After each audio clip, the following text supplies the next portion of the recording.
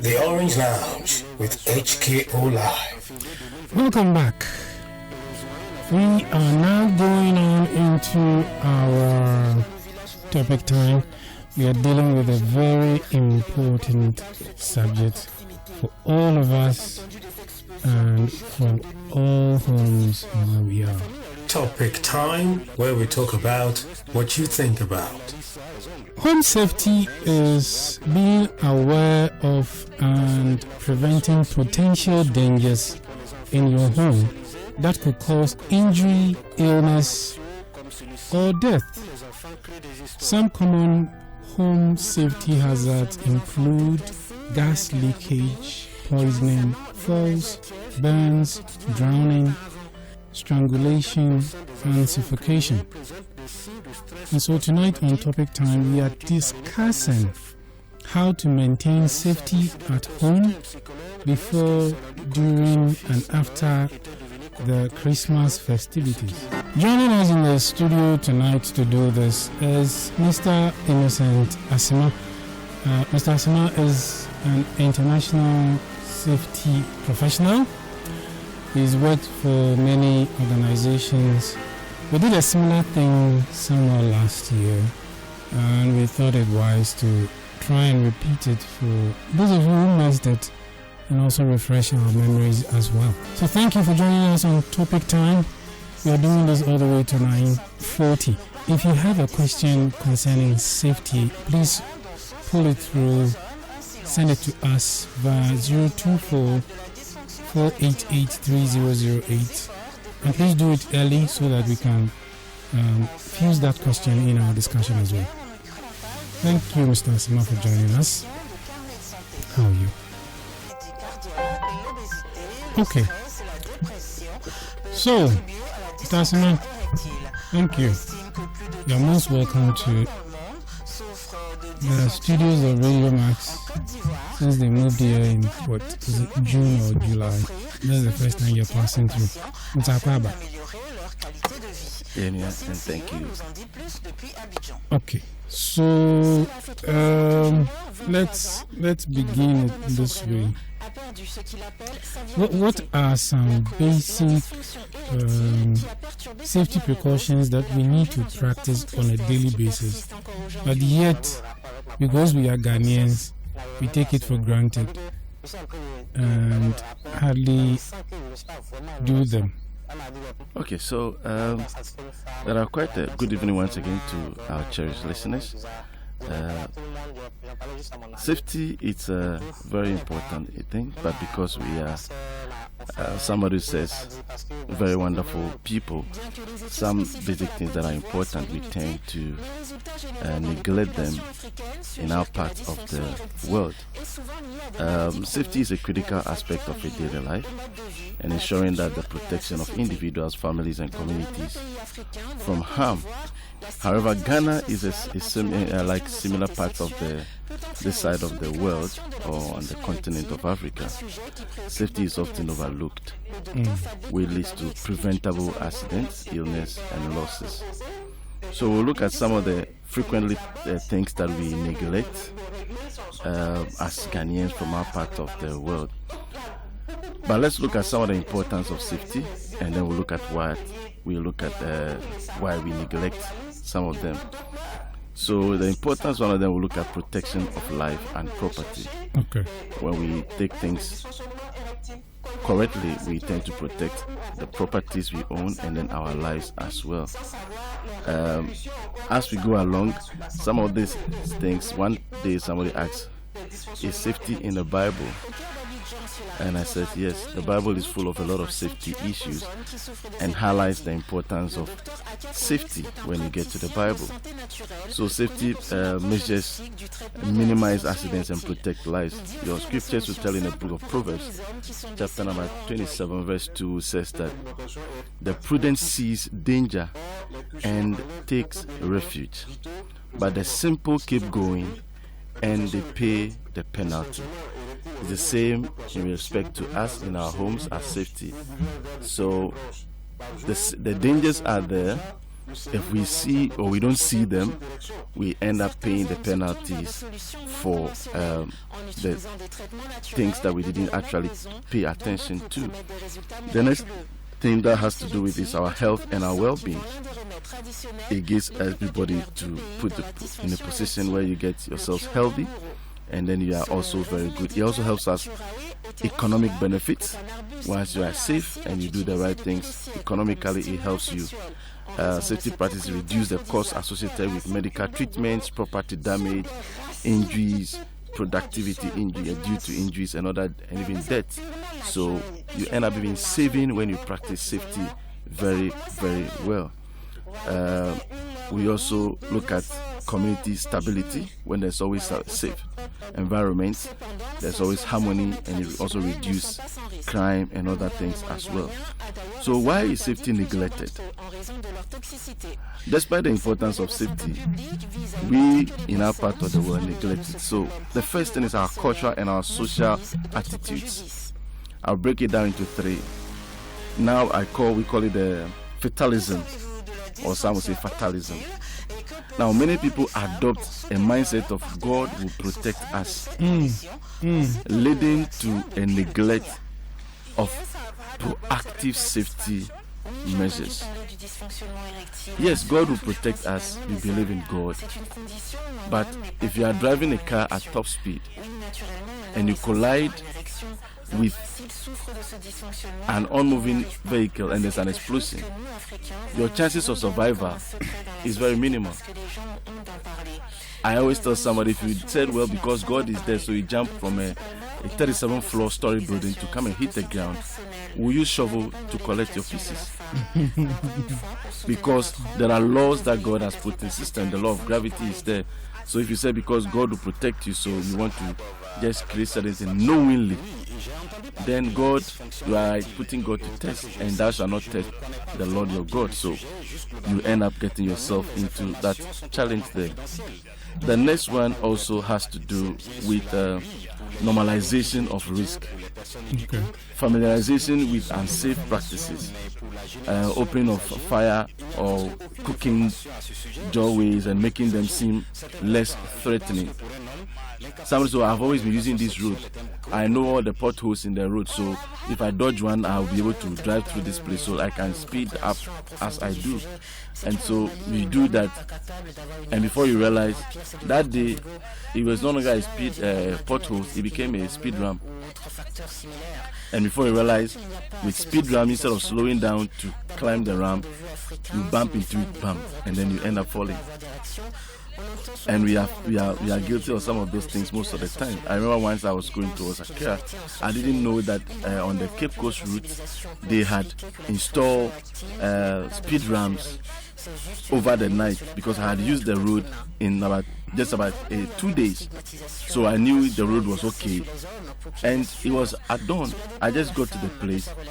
I was driving. I just got the place, and strangely, there were no signages for me. So I just bumped. I just got straight into it.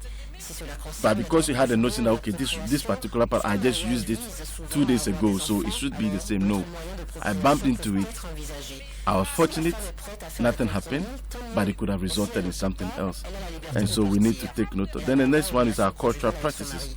Traditional events such as large funerals, festivals often overlook safety protocols like crowd control and sanitation. And that is very, very important, key thing in our part of the world. We have most of these things and we don't take much care about those ones. So number 2, we look at economic constraints, which is one of the reasons why we don't practice this. Firstly, we look at poverty. Limited financial resources make safety equipment like fire extinguishers, helmets, fire detectors, and all those things. We tend to make it becomes unaffordable for people to put in their household, and so we don't end up putting those ones in it. Even a vehicle in other parts of the world, the vehicles have what we call impact sensors.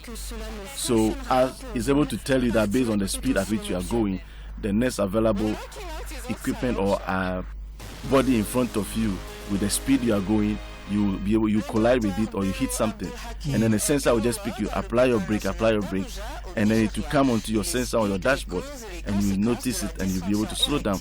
But all those things comes with cost, and if we don't have those things, the money, we get ourselves into the challenge we do. Then the other one is lack of awareness. Most part of us, poor education on safety.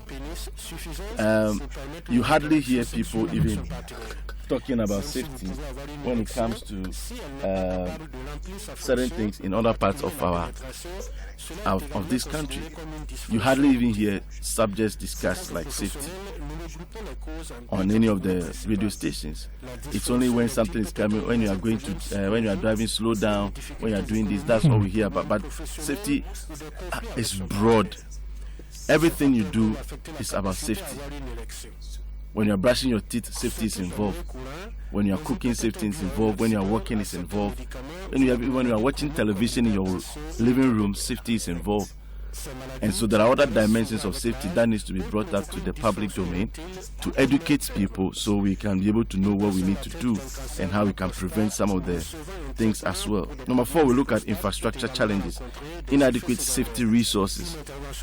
Ghana is doing very well because we've got a lot of people who have studied safety and they are practicing safety in our respective industries. However, the challenge is channeling the knowledge that we have had into our communities and tend to educate the general public about the safety. Because I was going to ask, so that it means when you say we are doing very well, then probably in industries. Yes, in the industries we are doing well, yes, because we've got a lot of but in safety. Our homes, I bet you here, even in Anaji where we are broadcasting from, I doubt how many homes have fire extinguishers. Absolutely. And I'll give you a classical example. I wouldn't want to mention the name. I went to one of the universities within the Western region, and then I went to do an inquiries. So as I was walking through, I got to the 3rd floor of the structure. It was a new building, very well. They've been using it for about close to 2 years. So as I was walking, I just spoke to the head of the department. I said, no, if I do an audit on this building, I will shut the place down with everybody. It's like, why? You can't do that because everything is safe. We have all our detectors, we have everything. And I said, okay, look upstairs, look at the detector you have here. All the detectors on all from where I was on the 3rd floor all the way to the ground floor, all the smoke detectors were covered. So if they had them installed, but they were covered. So if there was any fire or any smoke in there was no way the smoke detectors was going to work. During installations, we put the covers on it. After we do everything, the painting, the spraying and all those things to prevent the dust from going, because the dust can trigger the detectors to pick up. So we do all those things, cover it up, and when you finish, you remove all the caps from it. But the caps were still on it, and the caps were the metallic, the plastic ones that are very thick. So there was no way, if there was a smoke in the building, that was going to pick any sign. Oh goodness! And they had used that building for over 2 years. It was very newly built, commissioned, beautiful. But if there was a fire there, everything would have gone. Then the question would be, why did the fire alarm don't work? They didn't sound any alarm. They didn't do anything. But it was there, and they didn't want to do that. So I thought I was going to use that as a project, and then write a thesis on them. On that side. So those are some of the things that we have. People see the things, but we don't know how it is. Most people in our vehicles have extinguishers. But if you ask how many people how to use the extinguisher, it's going to be a problem. Which method are you going to use when you are using the extinguisher? There are different methods. The simplest way is the PASS, P-A-S-S. Because if it's a simple one, you put a pin, you aim at the base of the fire, you squeeze and you sweep. But all we know is just but when you are doing that, you are just we say the tongue of the fire. You are just spraying it into the tongue of the fire. It's not going towards the base. It's not going to do anything. It used to be that whenever you went to DVLA, for instance, to go and do a renewal, whether of the car or of your license, you are required to go through some kind of I think safety training or first aid training or something like that. lately it looks like they have stopped. Because it was a very good thing. You finish and then you are given some kind of certificate to show that 2 years ago when you came, you went through this exercise. I don't think so. That was the next thing I was going to look at. That's the weak enforcement of the law. So we have the laws in there, but we don't enforce it, and so inconsistent like a lot of monitoring. Laws in this country. So the key thing just needs to be monitoring and enforcement of the law, because what you rightly say is that every year they take you through that. If that had been continued every time that there was a need for that to be done, definitely we were going to have people going to the coming to the station or coming to DVLA with the mindset that we are coming to do this inspection. They will ask you to do this, and so they will at least learn it before they get in there. At some point, they need to stop people intermittently on the road to check their extinguishers, whether they are still in date or they are expired. Those things even expire, but people don't know that they expire. Yeah, the ones caught me and said my fire extinguisher had expired. And I said I'm not the manufacturer of the thing. And even the writing had scraped off. But I challenged them that they should put a fire in place and see if the fire extinguisher will not work.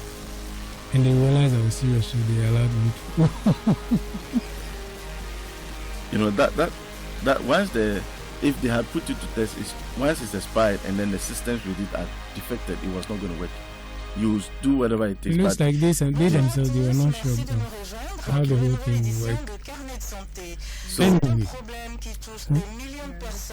a victim? No, I'm not a victim of anything. I am a suspect, not a victim. Okay, so let's zoom into our homes then. What is it? I mean, it's expensive, but considering the economic state of most Ghanaian homes, to say that you are going to implement safety strictly in a home. But that also doesn't mean that home doesn't have people living there. So some way, somehow, we'll have to find a way of establishing some kind of protocols and procedures in our homes to maintain safety as at a minimal cost as possible, as affordable as it can be to a home. Very well. So I always tell most people, especially when I'm on site, or most of the companies or management, when you go for me, I tell them, you say safety is expensive, but try an accident. So usually in Ghana, we blame it on the victim of the accident. And we really look at the fact that the system itself hasn't been even there hasn't been any knowledge transfer from the system to this affected individual. For us to even know that they could have done something about it or handled it in a different way to minimize the effect of that accident on them. So we'd rather blame the victim of the accident instead of looking at the issue from the place of system, procedure, or maybe a protocol or two. Okay, so what we do here mostly is we are part of the world. We do what we call immediate cause. We always focus on the immediate cause, and instead of focusing on the root cause.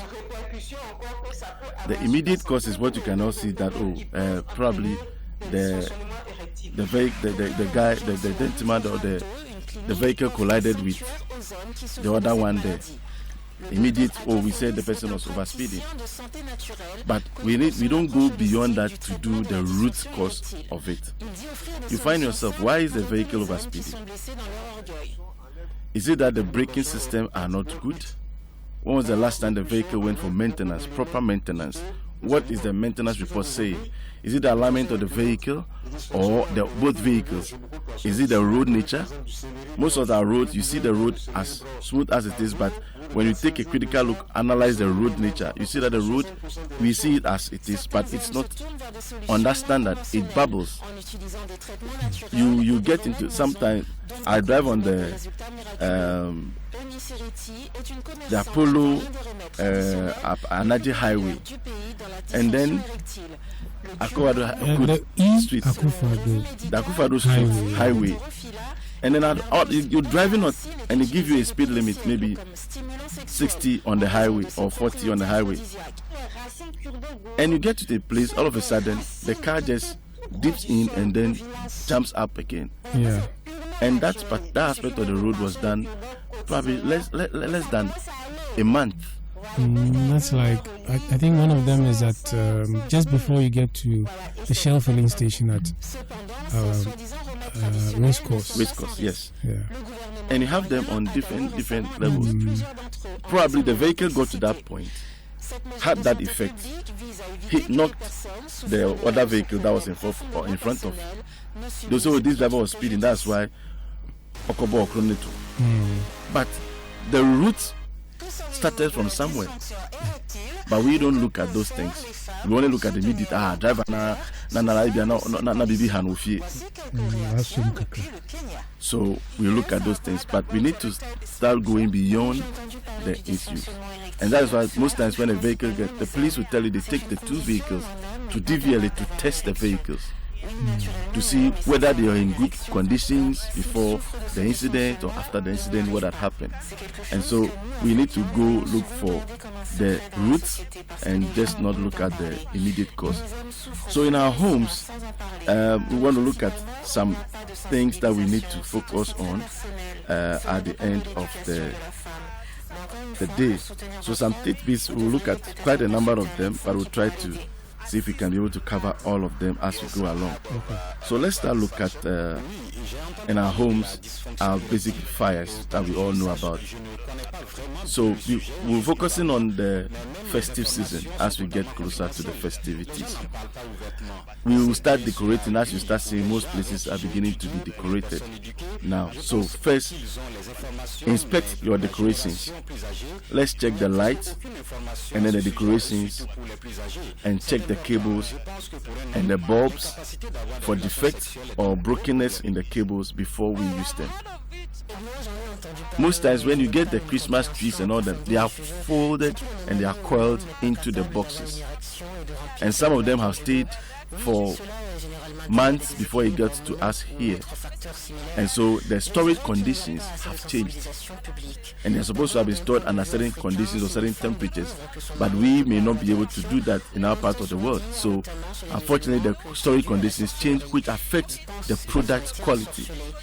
And so when you pick an item, please inspect them, check them, remove them, stretch it all over, inspect the cable from beginning to the end, check the bulb from beginning to end.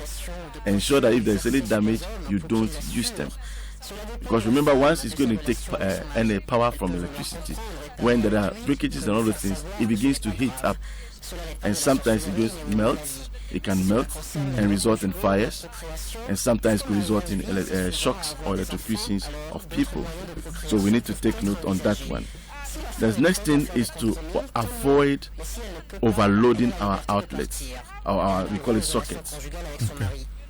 You find that one socket, we have the TV, we have the fridge, we have the decoder, the radio, then we have the Christmas tree, all of them on one all of them on one socket. And then we plug all of them together. Then we put, and what interests most of the time is we put one multi-socket.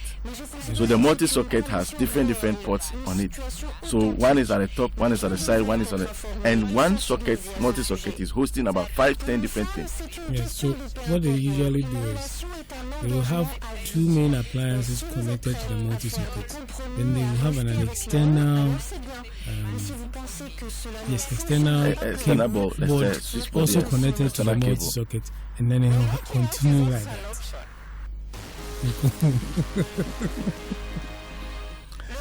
So when we do that, we are inviting fires into our homes, and so we need to try and avoid that.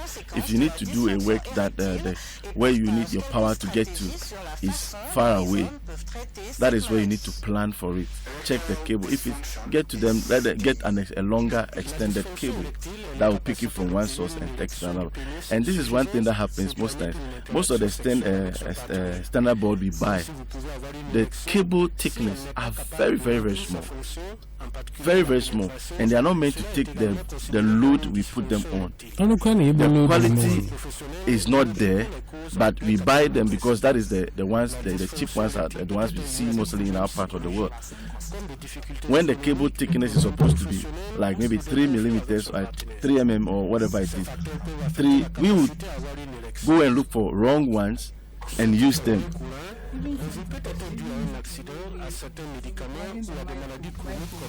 Good. And the microwave, the microwave has a different, it takes a lot of current. And so it's not supposed to be plugged into our normal or usual sockets that we have. So you have sockets that are designed for those kind of machine equipment that takes heavy current. Your microwaves, like your water heater, your ACs. We have those ones. The blender is not normal. But those that draws a lot of energy, we don't put them on there. But in most of the homes, that is what we find. And we use those ones in there. I wouldn't blame the ordinary because Ghana here, I think percentage like those that are so it's the landlord, those buildings.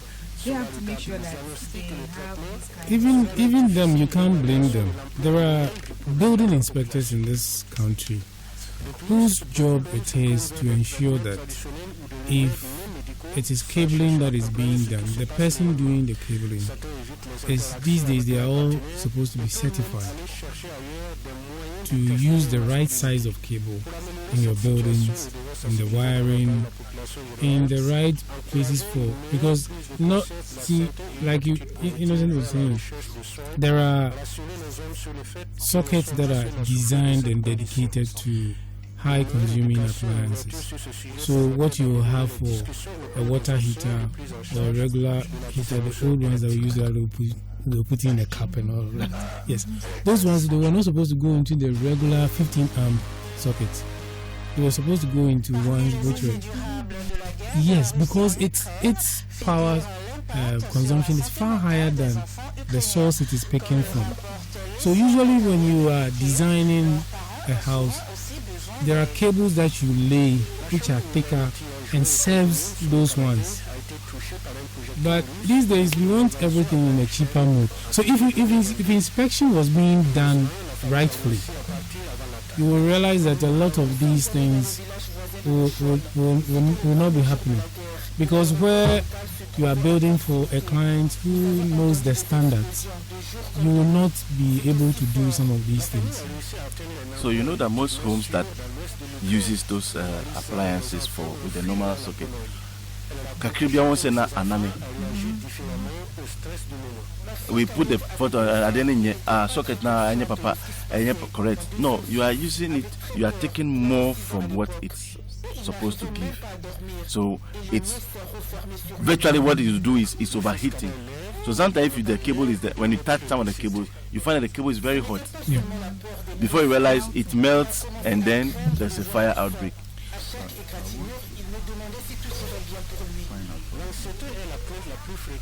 Let Innocent go on. I'll look at your mic right now. Alright, so the next thing we also need to look out for is our candles. During the festive season, most people will be putting our candle lights and lightening candles and things in our respective homes. So we must try as much as we use flameless candles. Nowadays, you find that there are a lot of candles that come up. They are not using the normal flames that we have. They come in very nice and neat. You just put small batteries inside. When you light them, it comes as if it's a candle. So we encourage that you use those candles instead, flameless candles. That would be very, very good. And most times, if you are using the candles, some of us, we light the candles because we use the aromatic ones that give smells and all those ones there. They are very good. Yes, use the, but ensure that wherever you are positioning your candles, they have a place that will not get in contact with any material that will result in fires. Most times we leave them on, before you realize we forget, it burns and then falls over and continue burning, touch an equipment or something that is close by, and then fire starts up in our homes. And so we need to try as much as we can to avoid those candles. If you are using candles, never leave the candles unattended, especially where children are. You know, children will be playing. When we're young, they used to put those in there, we'll be jumping over the lamp and then going up and down, playing around it. Let's try as much as we can to avoid those ones. I spoke about overloading the outlets earlier. Yeah. So we want to keep also our flammable materials away. Any items that are likely to flame, which is all our homes are all having a lot of flammable materials, and that we need to try as much as to keep them away from sources of fire. And then our fire extinguishers, as Henry was rightly saying, it's a requirement that every home is supposed to have. I remember about 6 years ago, I was spending a bush at home, and then all of a sudden the wind carried it and it was a spark. Then a spark came and fell directly onto a vehicle, a car that was parked close to the place. Not too close though, but because of the wind, it carried the spark and landed over it. And then the fire started. The car was burning literally. It was at home, and then I was standing there. When it happens like that, you get confused. So I quickly wanted to go get water, but the distance from where I was going to get the water to come back to quench it, if I was going to come back, it was going to be so my little sister just picked up the extinguisher that was just in the kitchen and brought the extinguisher out, and then we used the extinguisher and then we put out the fire. If the extinguisher was not there and I was going to go to the other side of the house to go and pick the water and come back, before we come, major part of the car would have gotten burnt. So it's important to have some of those basic equipment at home. Your extinguisher and the vehicles must have it, and ensure that it's close to you in your homes and know how to use them. It is important that when you are going to use them, teach the children even in the house. It's very basic and simple to use. If you just have the understanding about it, get somebody to just demonstrate it to you. Learning how to pull the nozzles, look at how to aim at the fire, and how to squeeze and how to sweep is very basic. And then you need to take note of that, and then you'll be able to prevent your home from raging down. And then when there is a fire, when there's fire and the whole room is smoky, there is always fresh air or oxygen at the bottom. The smoke will be on the top, but the fresh air will always be at the bottom. Because the smoke is lighter, it will rather go up. Then the air which is denser will go below. So it's important that during those times, that is why we don't encourage that you stand. You need to crawl out. So when you are crawling, you'll be getting air that is on the ground, and then you crawl out. It's unfortunate you will not be able to see it. We would have demonstrated how to do that. Yeah, we would have used Nana for that. To crawl out, and then in times there's a fire. And unfortunately, in our part of the world now, because of robbery, we rather cage ourselves in our respective homes. And so, in the midst of emergency, it's very, very difficult to exit the facilities that the windows and then those that are meant for exit or emergency exit. We rather block them because of our burglar proofing system, and they are always in there and they're keeping us out. And so those are some of the things we need to look at when it comes to our fire. I did speak about our equipment that we are using with electrical appliances, which is our sockets. We must try as much as we can. Yes, please. I don't want you to go far before I ask this my question, because it's in connection with the fire extinguisher, for which Henry said he just deceived some police officers, saying that try fire. If you have an office there, you tell me that. Is it the duty or is the responsibility? Is it the responsibility of MTTD or the road safety people to educate drivers in connection with fire extinguisher? Because yes, truly, sometimes the expiring date on it has not expired, but they will tell you that it has expired because it has moved from the green arrow, the green indicator So to red. the pressure is out of it. So how does the pressure work out? Me being an ordinary person that I don't know.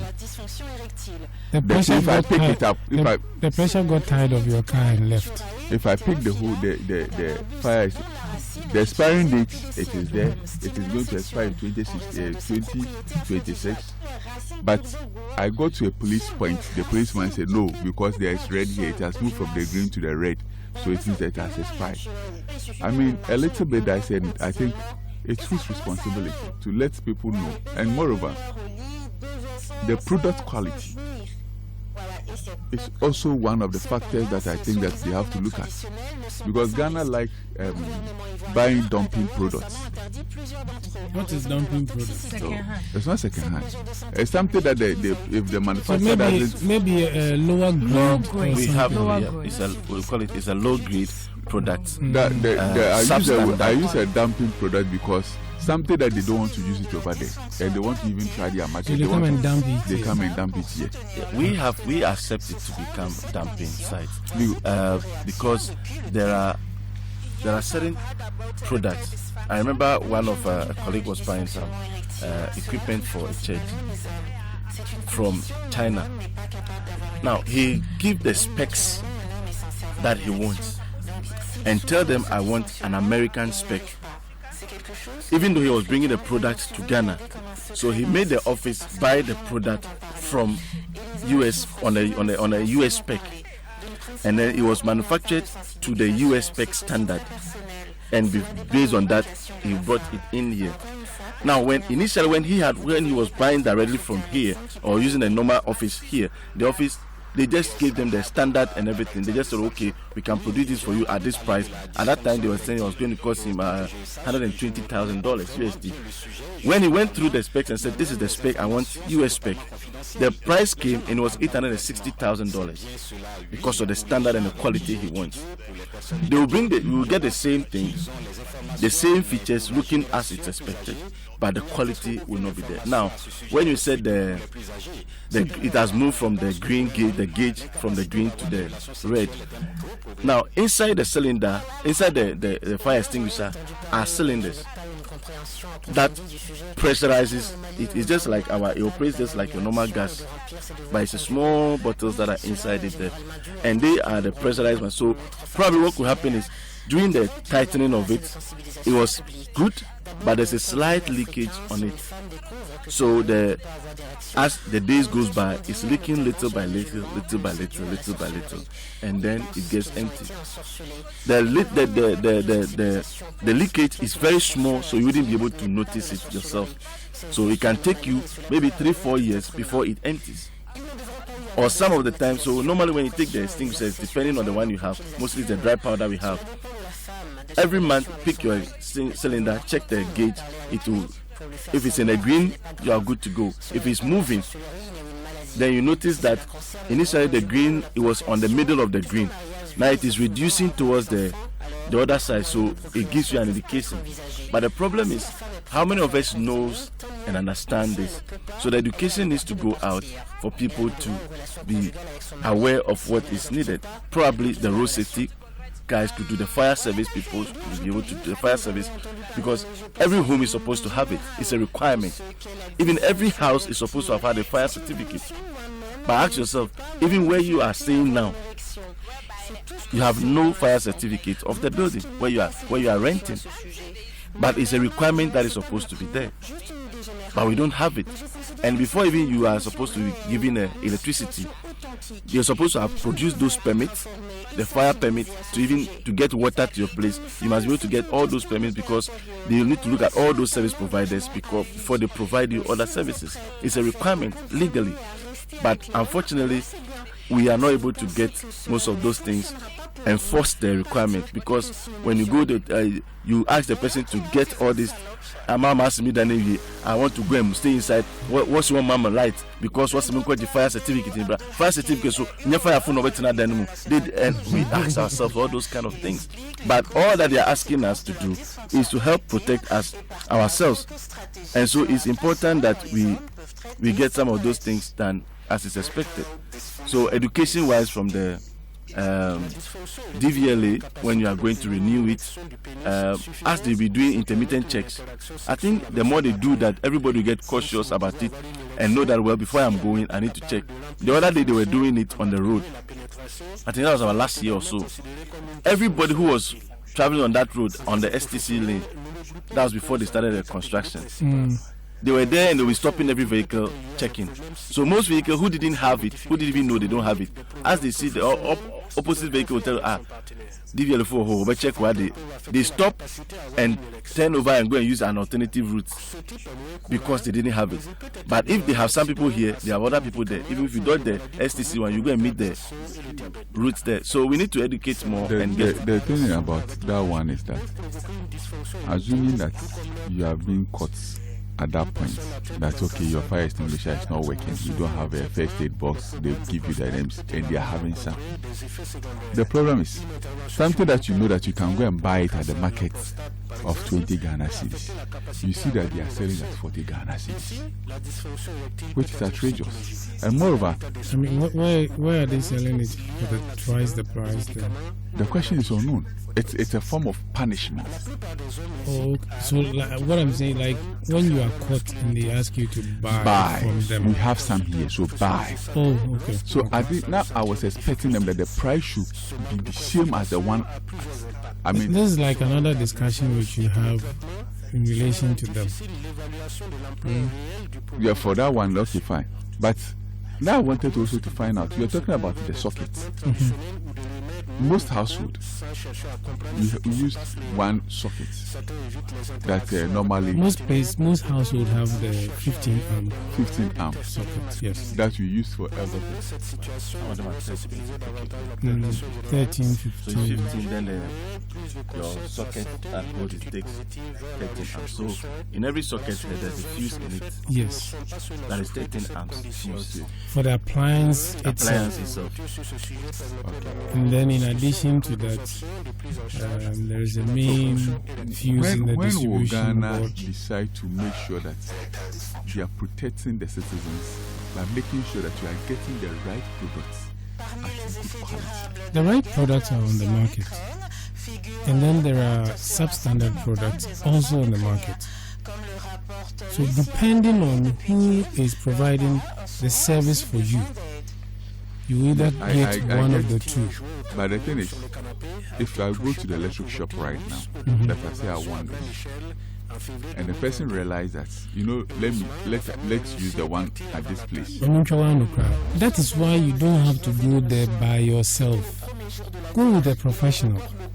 Go with a certified electrician to buy this thing where Ghanaians think that anytime they are dealing with somebody with expertise in an area, then the person will be cheating them, quote unquote. So they will have to go and buy it themselves.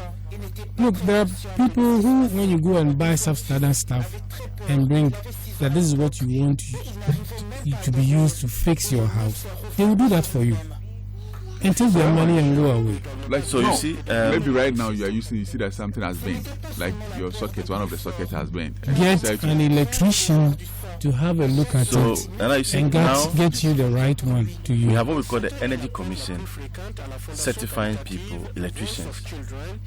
who must be able to do work for you. So they must be certified, and before they are certified, they go through tests and exams, and then they are certified as Energy Commission certified electricians to do some of those things for you. For instance, my electrician will tell you the cables in the market. We have cable metal, we have Turkey, some from Turkey, some from where, some from here, some from here. Then he tells you all these ones, and some of them comes with different prices. The other day he was telling me there was one cable. I went there with him. Oh, this one was the coil. This one was maybe 200, 250. One is 500. One is this. I said okay. Then let's take the 500 one. He says no. The 500 one is not good. The one that is 250 is better than the 500 one. Then I said why? Then he said the 250 one is meant for our part of the world, the tropical part of the world, so it can withstand the weather conditions here. The ones you are seeing, getting here, which is this one, is just expensive but would not serve the purpose for which we use it here, because of what you are going to do it in our part of the world. But it's also in the market. So if I had not gone with the experienced person who is certified, I would just feel like, okay, the thing that is expensive means it's quality. And then he bought that one and he's used it and it worked perfectly. So as Riley said, we need to get the right people to be able to do the works for us on our particular side. So let's look at parties, because during this particular time we'll be having a lot of parties. Yeah, in sense we will have one. We are invited. So first thing we need to take note during the party is to limit alcohol consumption. If you are hosting, ensure that the guests drink responsibly and arrange safe rides for those who need them. If somebody comes to your party to drink and then issues happen, you also have a part to play. The giver and the taker are both guilty.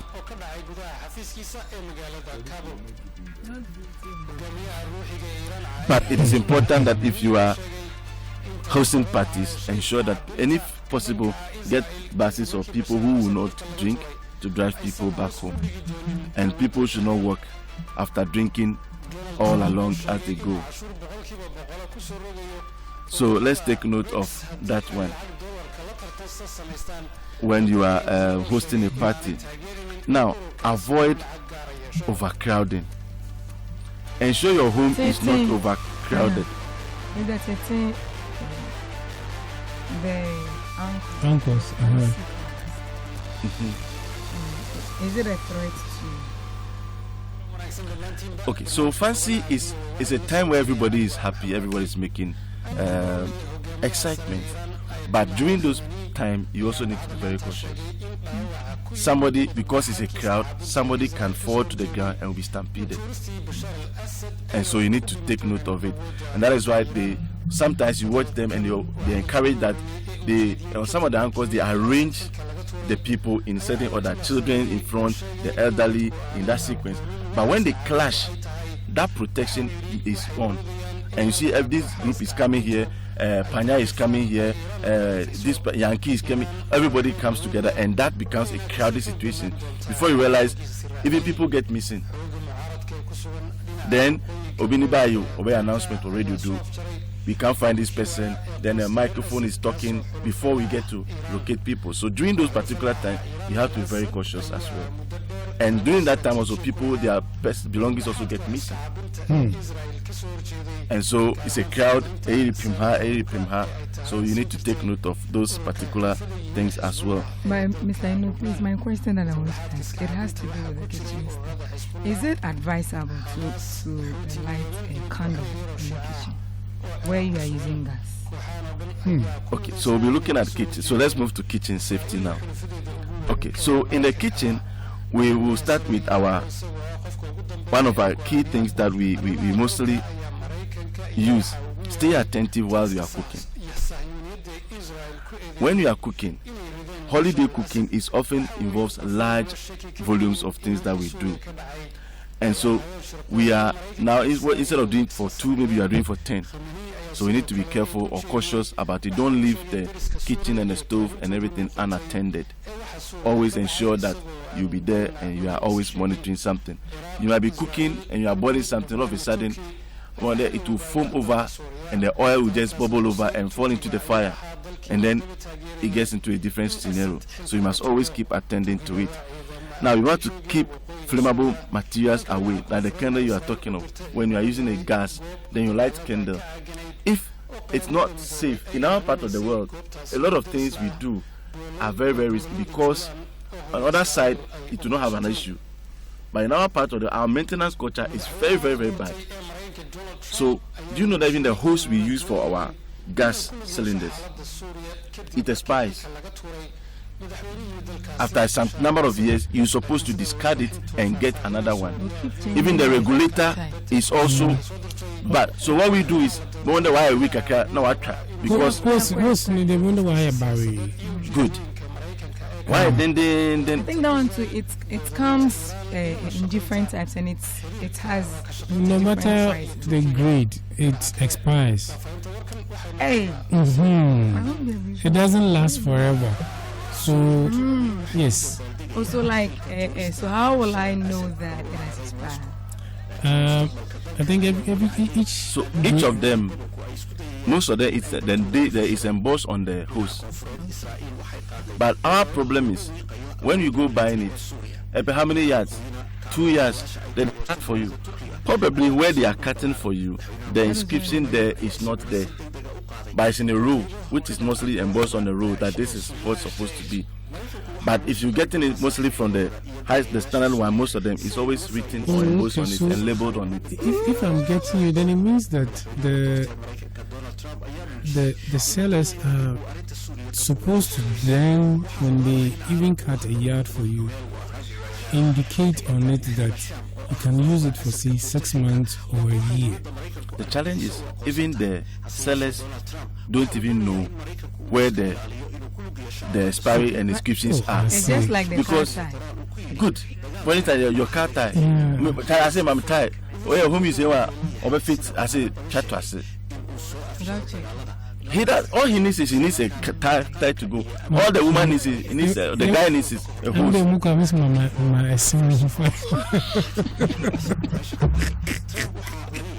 You see, the hose is talking about. This is my first time hearing of it. That it's expired. I'm being. Oh yeah, that's not many. What I'm saying now, not many people know about it. If you open the lines now, not many people know that the hoses we use expires. The regulator also, after a period of time, you use it as so. That's when it gets worn out. You see that when you start using it, it starts leaking. Then they say, "Oh, echo cylinder also rubber." Now say, sometimes it's not the rubber. The rubber was not spoiled. Your cylinder head, your regulator in your home, is what the problem is. It's just like the more you turn it in, out, it becomes weak. There's a spring in it. Good. I reckon maybe two don't know. Me turn on no if into our purchase is who's rubber no man. We add stones. Good. Stones blocks. Just to press it. Just to keep the pressure that could have come from there. Yeah. Good. I encountered one last time. When I was going to fill the cylinder, so this guy brought the cylinder and said, "Tell me also the rubber, not the rubber, not say until there is a rubber no." So the attendant also, you know, when you go there, they first test the pressure. Yeah. So they put it on it, test the pressure, and they say, "No, rubber not say." Until yes, also no. This is a rubber no. Rubber no was say, maybe you post it or the risk or leak. The attendant is also telling you that rubber no on your is still good. Still, he want the rubber chain. Then the guy said, "Okay, I'll miss some more." But rubber no on say. Until only there to rubber 1 cedi, 150 pesos. Only there say, "Also man, I'm samam." Into samam. Then the attendant changed it for him. So I asked him, I'm saying, one day I would have this to do. I'm saying the regulator and how long? Oh, yeah, you see actually. Oh, papa, you use more actually. You use make Canada. Oh, I don't know. You use more than 8 to 9 years, and it's mine good. is almost more than 10 years. It was old, it got bent, and I changed it. Since changing it, I want to. And I'm saying, okay, so not so they do this baking and those things. So they keep changing, remove it when the cylinder is empty. Wait till you know that's to do full no rubber. So I said, no, the fault may not be from the rubber, no, it may be your regulator. Into my own check regulator no more. The man, okay, I'm going to. But from what the description he gave, the likelihood is the cylinder itself, after the attendants checked it, they were like, that's not. So once it's not the cylinder, the next point of call is from your home. So we stand up getting most of those things wrong. So let's go ahead. In our kitchen, the next thing is to use sharp knives to reduce the risk of cutting or slipping accidents. Most of the time, the kitchen we don't. What's it? When it's sharp, we are always afraid. So no. The blunt knives are the ones that cut us even more. They cut you more than the sharp knives. So now you see, the sharp one, you become more careful. Cautious. But when it's blunt like that, you because you know it's blunt, it's not that sharp. You just sometimes using it. What's that? Our for our for what shall we? That also. Okay, sharp knife, blunt. And we also encourage you that we try to cut away from yourself. Most people, there are some people who, when they are cutting items, they cut towards themselves. It's very risky because once you miss, we call it your line of fire. Once you miss your stroke, the next point is going to cut you. Do some Ghanaians cut to themselves? Yes. Wow. I know quite a lot of them. Because quite a lot of us cut away from our body. Because it's attached to it. Really? Wow. So, in her case, for instance, you need to look at what can be done to ensure that her safety is very paramount. Okay. So, you either use it or put it way back in the palm to protect it so you don't miss it. But when it's this way and you're cutting, you are likely to. Can we do a part 2 of this next week? We can consider that one. Let's look at our schedule and then we'll be able to do much more of this one. So we can look at other. Because I don't think it's exhaustive. Oh no, we've touched just about 3 subjects, whereby we have about 20 subjects to look out for. Because I even have a few things that we can actually do to ensure safety. We haven't tackled any of them in this. I was even looking at the area of technology and how to remain safe. Some of you are using smartphones and the phones are gradually looking smarter than you. And there are things we will need to at least educate ourselves about in order to use the phones properly, or laptops. Most of us have Wi-Fi in our homes and we are very exposed. All of those things are safety issues nowadays. It's not just about breaking your bed, which is interesting to Nana. Because the next question would have been, what are the things we can do to remain safe in the bedroom? I know he was going to ask that. No, but the bedroom is also a place to focus on to ensure safety in it. We do a lot of things in the bedroom that we don't think they are unsafe. I think we should do a part 2. Those with me, please raise your hands. A part 2 of the safety talk. Your hands are not raised, it's only my hand which is raised. Raising my hand and saying support, what is the difference? Yeah, so you support. You concur. Okay, 3 to 1. Mr. Innocent Asimo is coming back next week to give us a full, at least half of what we have to tackle from the 20. Yeah. Okay, so I think this is where we end part 1 of our safety talk.